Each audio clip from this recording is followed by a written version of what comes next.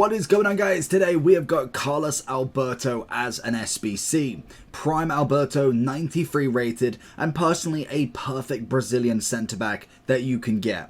Obviously, pretty much every version bar from the base has always been a right back for this card. But the big thing for this year is the alternative positions. Because we actually have him as a centre-back for the base, it has allowed him to be a centre-back for the prime, which last year we couldn't have. So Cafu and obviously Alberto, it was either one or the other. The fact that now we can go with a centre-back is incredible because it just opens up, if for instance you have taken a World Cup Cafu, you could still get this guy at centre-back and be absolutely fine with it. In terms of the stats throughout, he's a solid centre-back. Definitely in the top category. Would I put him over Lucio, Virgil, Maldini? Probably not, but definitely a strong contender for everything. We've got the 90 base pace, we've obviously got decent composure, ball control reactions very nice, and agility balance for a centre-back isn't terrible. We also then have the defending and physicality, both at a very, very top level, and obviously we have to have gone with the anchor. It will turn him into a 94 rated centre-back in the overall, 94 pace, 95 defending, and 92 physical. If you look at the team, we have gone with a very balanced team. To be honest, I feel like this team now is pretty much average compared to most. But we could also go and swap him with Hakimi. But I do think in a centre-back role, that is where I personally would always like Alberto. Him linking up with Virgil should be a very good pairing. He's obviously got a little bit less height than Virgil, so that would be the favour for a right back. And most definitely, if you run in a flashback Ramos, a Lucio, a Virgil, then probably the right back, if not already kind of occupied by a very good right back already, you could definitely still put him there. And he definitely gives me the vibes. A little bit taller, but very much Cannavaro-esque, not necessarily 6'4", 6'5", with a bully mentality, but should be so capable in that centre-back role. Let me know down below where you would prefer him, and let's jump into some gameplay with him. Are you tired of using players like this? I would much rather have teams more like this. Then I recommend going over to skycoach.gg for all of your coaching and coins needs. They are cheap, fast and reliable, but at the checkout make sure you are using code JT11 for a discount on your orders. Back to the video.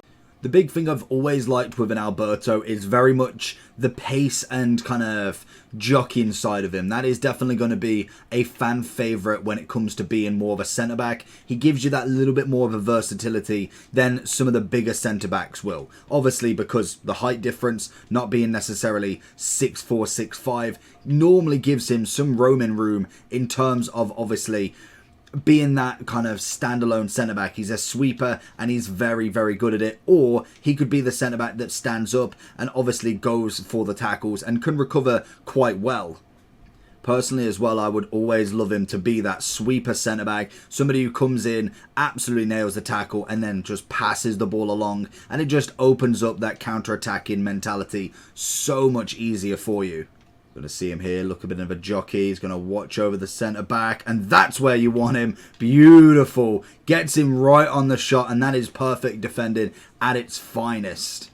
And again, we've got him on here, Haaland in pursuit. It might be the interesting factor going against somebody like a Haaland, purely for the fact that the strength and height of him is absolutely incredible. And how he didn't block that one, perfectly in line. And sometimes it does, it just happens. But it's a great shot from Isaac, but unfortunately we didn't get the lag out in time there.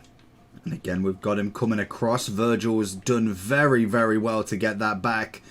Got to go here, look for the jockey. Like I say, very, very quick on the jockey, which makes him absolutely perfect for just nipping it in the bud. They're going to be where someone's looking for that pass. If you can jockey him just right, and it does take a lot of skill and obviously patient defending to be able to find everything. Like there, for instance, he knew coming close to me would open up the space for Ben Yedder, and it's all about being patient with defending this year. Most definitely rushing people out is just never going to be the best option when going against somebody who is of a little bit of a higher caliber than your bog standard Division 9 and 10 players. I'm going to try and find him here, and Isaac's managed to go past him once more. Honestly, Isaac is just an absolute monster in this game. Alberto watching the line as well. Obviously being a fullback, meaning that he can have the abilities of a fullback whilst also being in a centre-back, which does give him them options to obviously have very, very solid pace when going down the wing, which again leads me to why not have him as a centre-back in the fact that he does have that pace to come across. Obviously having somebody of a Virgil sort of calibre, like I mentioned, Ramos, Virgil, Maldini. You could go then probably even further down to any of the Team of the Year icons that came out. Obviously Vidic, Nesta, all incredible centre-backs that you can most definitely get in the game and probably have at least one of them. I know personally Virgil has been in my team, and even if it's just the gold standard, still an incredible centre-back with beautiful capabilities as a centre-back. And again, it's a one-on-one versus Eusebio. Played the offside trap perfectly, but I don't think even if that mattered, he would definitely not just get away instantly from someone like Carlos Alberto. Alberto and Mbappe. Good pace from Mbappe. He's going to try and cut in nicely. He's not going to get anything from there. Oh, and it went through the legs. He did make a great recovery. Very unfortunate that he did actually manage to go through his legs. He did everything perfectly, and unfortunately, you can't plan for a Megs. That just is just random on this game, I swear. SBC as well, coming in at 650. I'd say that's a pretty solid bet. If you haven't necessarily got anybody in the centre-back role so far, I'd say that's a pretty big dub if you can grind that out for nothing with Team of the Season coming. And again, takes the ball away nicely. Does give it back to Forlan. That's a great pass as well. And again, a beautiful challenge from him. Big header away. Good from Alberto. Again, not letting the height get his advantage there, which is always perfect. Obviously, like I say, Haaland's probably the only one that's... Well, I say that. Ibra is obviously another big shout in terms of a striker that's absolutely massive with capabilities beyond most. But Ben Yedder finds it as well. So we are looking at the SBC itself. Price-wise, we should be coming in about 650. It might drop a little bit more. Let's have a look. Did we get the price fully? 650 is still what it is. At the moment, we are looking at a bronze and silver as standard. 84, 87, 87, 88. Yeah, I could see that, to be honest. He is one of the better centre-backs, like we did say. If we were going into what centre-backs, I'd probably go over him at this point. Virgil, Maldini, if we go price. No, that's the wrong way. We go, so we get rid of Matthias because obviously centre mid. So we say Maldini, we say Lucio, Virgil, 100%. They are top of the top. Even the World Cup Lucio, incredible centre back. Team of the Year Militao, solid, absolutely. We then go further down. Vidic, I feel like is on that level. We've then got Alaba, a little bit less for me. I'd probably choose Alberto personally. We then have Cordoba. Probably about the same as well. I feel like Cordoba is very much like Cannavaro. There is a certain way to defend with him, and I do think Cannavaro does do that better, but I do like the fantasy heroes. They are very, very nice. Desai, do like him as a CDM personally. As a centre-back, still very solid. We did have the Trophy Titans Rio. Personally, very good centre-back, but definitely not as meta this year. Ruben Diaz, incredible. Ramos is outstanding. And then we come to the price of Alberto. So to be honest, I'd say other than maybe Rio, Cordoba, and maybe Desai to some extent, depending on how you utilise him, I'd say Alberto's in that list. So we're looking at what? Top... Let's go 1, 2, 3, 4. I'd say top 10 at the least. It must be. Because you've got Arejo, Saliba, some really good ones. Marquez is absolutely insane as well as Varane. So if he's not necessarily in the top 10, definitely top 15 out of everybody. The fact that you can grind him as well is impeccable. Also, the one thing I did want to have a look at is what right backs have we got? Because obviously you've got Cafu, number 1, brilliant, as well as Hakimi, another absolutely sensational player at right back. With Zanetti, more of a CDM personally for me. Same as Lam, I just don't like him at right back. So we'd say Hakimi, Cafu. Then Cancelo is a big shout if you wanted him on the other side. Obviously his favoured foot as well.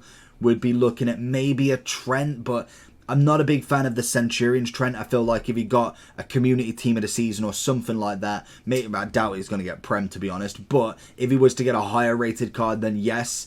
At the moment, I'd probably say he's got to be top 3, top 4 in that position as well. So depending on how your right back is, and it always goes down to what is your team like? Is it a centre-back you desperately need, or is it a right-back? Because I feel like grinding this card out is definitely worth it at some level, because if he doesn't necessarily get an upgrade in the near future, which I can't see it being, obviously I don't actually know who he played for. In fact, do we have...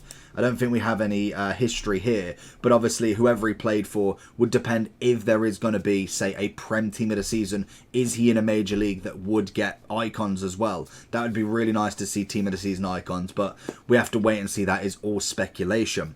With this card though, Anchor is obviously perfect. Great pace, defending's insane, great physical, as well as having very good dribbling, mainly because he is a right back becoming a centre back. So for me, centre back is always the number one. Right back definitely can be utilised as well. I still think he is incredible, but it is just nice to have that option if you wanted him in that kind of full back role.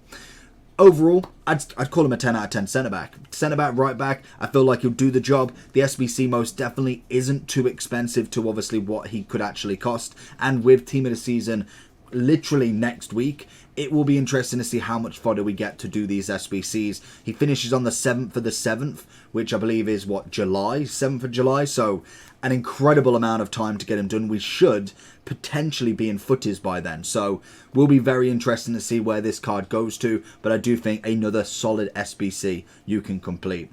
So let me know down below what you think about it. Make sure you do like and subscribe, and I'll catch you all for the next one.